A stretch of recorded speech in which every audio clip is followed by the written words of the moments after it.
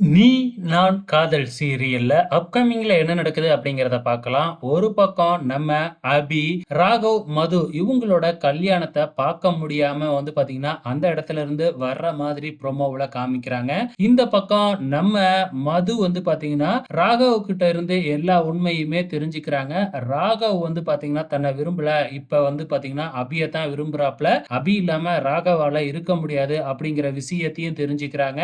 எதனால அபி இந்த கல்யாணத்தை ஏற்பாடு செஞ்சாங்க அப்படிங்கிறதையும் தெரிஞ்சுக்கிறாங்க. சோ இதெல்லாம் வந்து தப்பு அப்படின்னு நம்ம மது உணர்ந்து மதுவ முன்ன பிளாஷ்பேக்ல காதலிச்ச வருண வர வச்சு உண்மை எல்லாமே நம்ம கண்டுபிடிக்கணும். நான் இந்த கல்யாணத்தை பண்ணிக்க மாட்டேன் அப்படின்னு பேசிக்கிட்டு இருக்கிறத சுந்தரி, முரளி, லாவண்யா இவங்க 3 பேரும் கேட்டுட்டு இதுக்கப்புறம் இப்படியே விட்டா நம்ம பிளான் எல்லாம் சொதப்பிடும் அப்படின்னு சொல்லி இப்ப லாவண்யா மற்றும் நம்ம முரளி, சுந்தரி இவங்க 3 பேருமே சேர்ந்து நம்ம மதுவுக்கே தெரியாம மதுவையும், வருணையும் மயக்கம் போட வச்சு, அப்போ ஒரு ரூம்ல போட்டு பூட்டிர்றாங்க.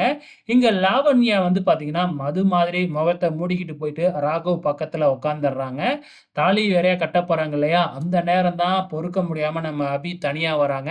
அப்ப கதவு தட்டுற சவுண்ட் கேக்குது. யாருன்னு பார்த்தா ஜன்னல் வழியா நம்ம மது தான் கூப்பிடுறாங்க.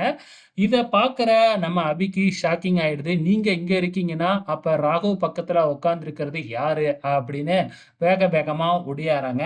கண்டிப்பா ராகவ் தாலிய கட்ட மாட்டாரு அப்படிங்கிறது நல்லாவே தெரியும். வெயிட் பண்ணி பார்க்கலாம்.